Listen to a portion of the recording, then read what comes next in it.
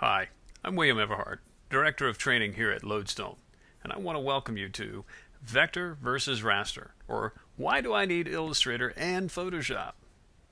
In this course, I'm going to try to take you through what is a vector file, what is a raster file, when should you use Illustrator, and when should you use Photoshop, and more importantly, why do I need both of those applications? We've got a lot to cover, so let's get started. First, we're going to talk about what is a vector file. For this demonstration, I'll be using Adobe Illustrator. Here I have a piece of vector artwork. It's very easy to manipulate vector artwork. Let's say I want to change the color of parts of this logo. I could select the parts that I want to change by simply clicking on them with a selection tool. Then go over to a swatches or color panel and insert a new color. I can edit text very quickly and easily by using a type tool. I can add a new block of text.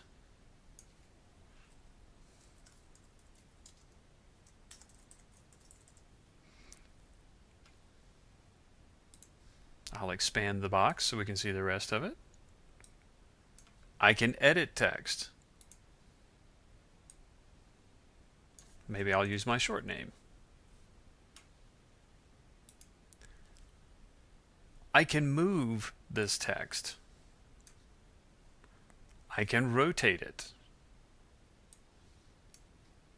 I can even delete it or replace it. And I can do the same with the other graphics here. Let's say I wanted to move this logo. I'll grab all of the pieces that make up the logo and I can enlarge it and move it and perhaps even rotate it. Basically, any transformation I can think of, I can do so very quickly and very easily with vector-based artwork. But what makes vector-based artwork so easy to manipulate like this? Well, that's the actual vectors themselves. If I zoom in on this particular piece of artwork, you'll notice here at the curve, there are these little points, little blue squares at the corners. Everywhere there's a change in direction, there is one of these little points. These are the vectors. They are points in space that are connected by lines. Those lines can be either straight or curved. To get a better idea of this, let's turn off the colors for just a moment. Now I'm viewing just the vectors in this artwork. No color information whatsoever. If I zoom back out so we can see the rest of the page, you can see that the text is also handled in this manner.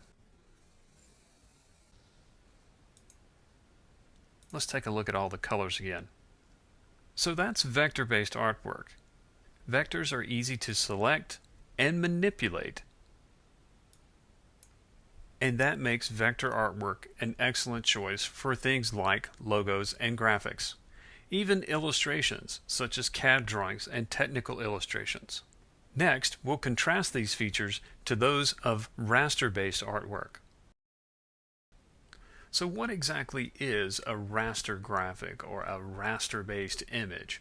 Well, that's a graphic or an image that is composed of thousands or perhaps millions of small little cubes called pixels. Photographs are raster-based graphics.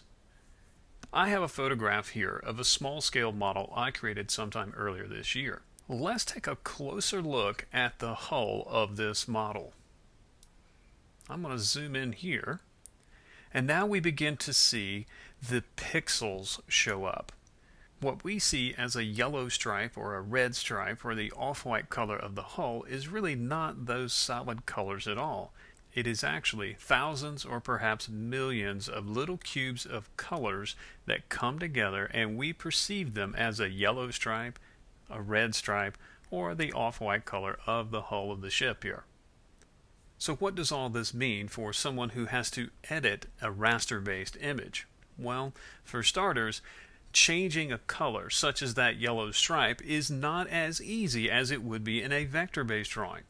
There isn't a tool over here on the left that would allow me to just pick that yellow shape. or the red shape or any other shape in here, because there are no shapes. There are simply thousands or millions of pixels of color.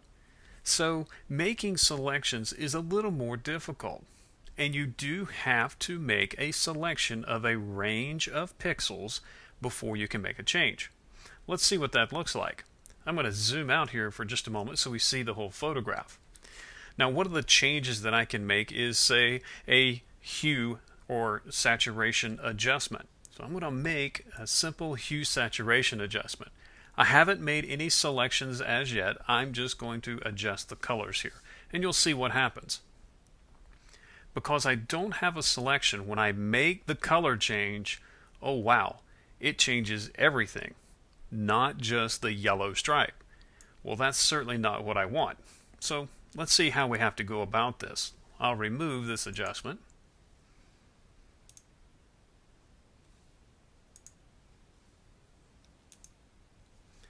And now I want to select, let's say, just this red stripe here on the side of the fuselage and change that to maybe a different color. First, I'll zoom in just to get a better look, and then I'll use a selection tool. Now, you have a variety of selection tools here. That's not what this course is about. Let's just make a simple selection like so. Sometimes they're easy, sometimes they're not so easy. That one wasn't too bad, but it still was not like a vector-based drawing where I could just click once on the object and then have it selected.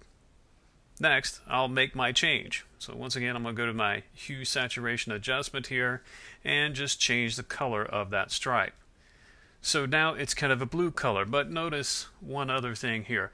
It missed the little chips here in the paint. So as you can see, I would have to further work on this in order to make an accurate selection. Not as easy as it is in a vector-based drawing. It's not to say that it's impossible, it just takes perhaps a little more time to do so. Because raster-based artwork is based upon the pixels, it is very difficult to enlarge photographs without seeing those pixels. And I don't mean just zooming in here. If I were to take this photograph and print it out actual size, it's probably pretty small.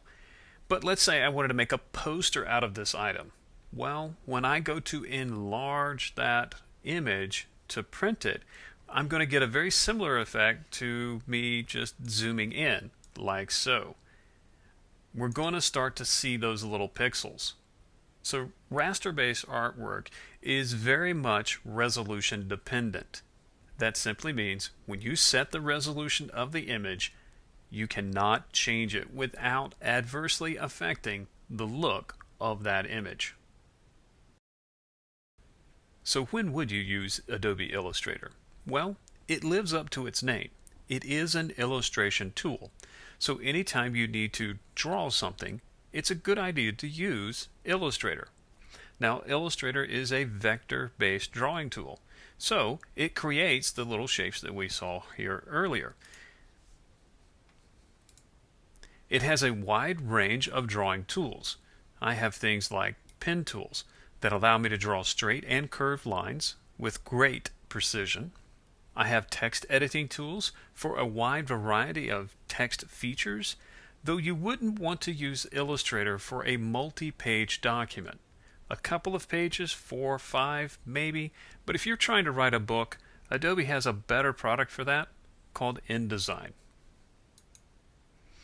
We have shape tools in here that allow me to draw a plethora of shapes, including odd shapes such as stars.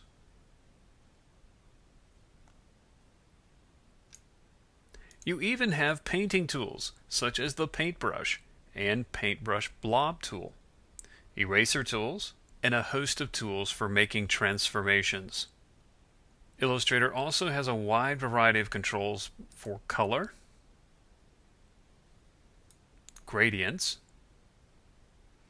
and even special effects such as transparency. Where Illustrator truly excels is creating graphics such as the Lodestone graphic you see here. These graphics can also be used in things like business cards. As you can see here, I have an Illustrator file of the front and back of my business card. Illustrator is also good for CAD drawings or technical drawings, such as this diagram of a package, a box in this case. Illustrator can also be used to create graphics for web pages and books and a variety of things. Print or online, Illustrator is your tool of choice when you want to create vector-based artwork. So exactly when would you use Photoshop? Well, as the name implies, you use it to edit photos or images. What types of edits can you make? Well, you could do color adjustments. I'll add a color adjustment here. It lightens the photo a little bit and tweaks the colors just a touch. It's not exactly what I'm after, so I have another adjustment here I want to throw on it, and it gives it more of this gritty, dark feel, and I really like that. So that's one way I can use Photoshop to edit my photographs. I can change the colors and tonal properties of those photographs. Another way to use Photoshop is to combine multiple photographs.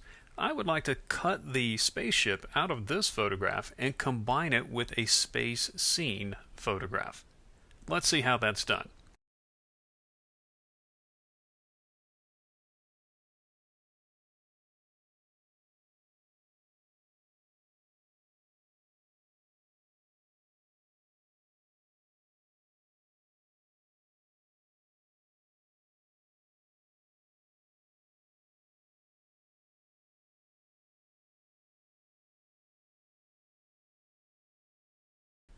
Images created in Photoshop can be used for both print or web.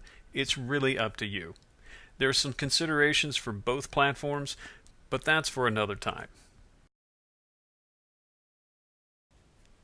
So you've just seen a very brief demo of both Adobe Illustrator and Photoshop.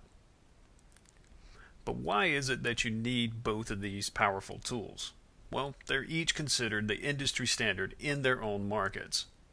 More than that, you have to have the flexibility to edit both vector and raster-based imagery. Neither tool will do the other's job, so we need both. You see, it's really more about the file format, vector and raster. Knowing when to use each of these formats will go a long way in improving both the quality of your artwork and the time you spend creating it or editing it. Adobe's given us two very powerful tools here. Use them independently to create some great graphics or great imagery. Put them together, and the only limitation of what you can create is your imagination. Thank you for watching. For more quick tips or more in-depth training, please go to www.lodestone.com.